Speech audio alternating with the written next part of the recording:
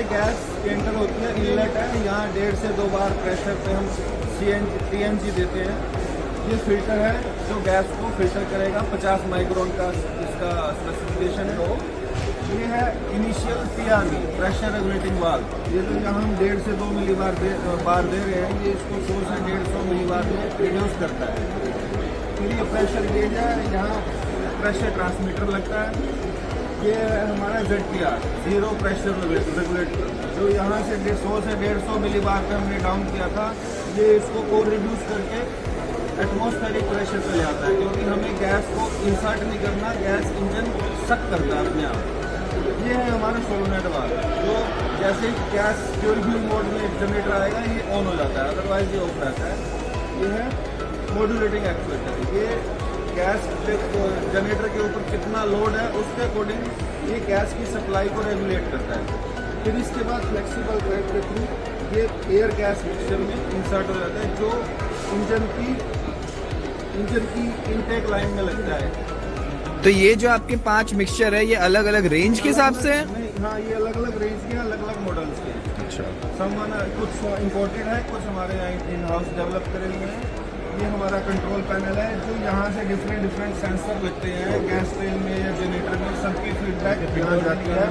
यहाँ से फिर alarm, audio visual alarm generate होता है और ऑटोमेटिकली स्विच ओवर इसी पैनल के थ्रू होता है। तो बेसिकली ये कंट्रोल पैनल सारी चीजों का ध्यान रख रहा होता है और उसको सब कर रहा होता है। ये जनरेटर की सेफ्टी के लिए सारे फीचर्स हमने इसमें पैनल में दिए। ये और पूरा उसकी फंक्शनिंग है। और वो जो आपने एक्चुएटर बताया, वो जितनी गैस जानी है उस हिसाब से ऊपर नीचे खुलता है? ये उसके हिसाब से इसके नीचे वाल्व लगाएंगे, वाल्व की ओपनिंग को एडजस्ट करता है कि 25% लोड है तो 25% ओपनिंग करेगा, उसके हिसाब से एडजस्ट करेगा गैस ज़्यादा या कम ना हो जाए। और ये जो है ये ऐसे आते हैं जनरेटर के ऊपर, ये कैनोपी देते हैं आप इसके साथ? ये है जर्मनी की गैस ट्रेन। अच्छा। ये इसके अंदर है इटली की, इसके ऊपर हम कैनोपी देते हैं जो सेफ्टी के लिए है, किसी भी बारिश से बचाने के लिए, या कोई बंदर ना आ जाए उसके लिए हम सेफ्टी के लिए प्रोवाइड करते हैं साथ में। एंड ये है क्यों, इसकी जरूरत क्यों पड़ी है? क्या बैन हो चुके हैं डीजल जनरेटर? जैसे कि आपको पता है कि NCR रीजन में एयर पोल्यूशन बहुत ज़्यादा हो गया है और पोल्यूशन कंट्रोल बोर्ड ने डीजल जनरेट 100% बैन कर दिए।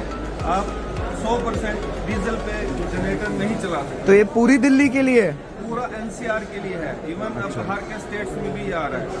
ओके। तो ये उन्होंने ऑप्शन दिया है कि या तो आप पूरा 100% गैस वाला लगाओ जनरेटर, जो कि काफ़ी महंगा है और अवेलेबल भी नहीं है। तो अभी उन्होंने ऑप्शन दिया कि आप ड्यूअल फ्यूल मोड पे चलाइए, मतलब हाइब्रिड मोड में। इसमें डीजल 30% डीजल लगता है, 70% गैस लगता है। तो ये गवर्नमेंट की तरफ से अलाउड है। ये लगाने पे हम पूरा हमारा डीजल सेट कंप्लाई हो जाता है चलाने के लिए। फिर तो ज्यादा डी रेटिंग भी नहीं होगी, क्योंकि जब 80% के ऊपर जाएगा गैस की जगह डीजल कर लेंगे लोग यूज। इसको लगाने से डीजी सेट पे कोई नेगेटिव इम्पैक्ट नहीं आता, बिल्कुल लोड उतना लेता है। अगर मेंटेनेंस अच्छी हो रही है डीजी सेट की तो किसी तरह का नेगेटिव इम्पैक्ट बिल्कुल नहीं आता है। और कभी गैस खत्म या कम हो रही हो तो डीजल पे भी चलाया जा सकता है। ऑटोमेटिकली ये प्रेशर सेंसर सेंस करेगा कि गैस नहीं आ रही है, तो उसको सेफ मोड में डीजल पे ऑपरेट अपने आप हो जाता है। तो लोगों के पास फ्लेक्सिबिलिटी रहेगी, अगर चाहे तो डीजल पे भी स्विच कर सकते हैं। मैनुअली भी स्विच ओवर कर सकते हैं, अगर इसको ऑटोमेटिक करना है तो ऑटोमेटिकली आ जाएगा। ओके।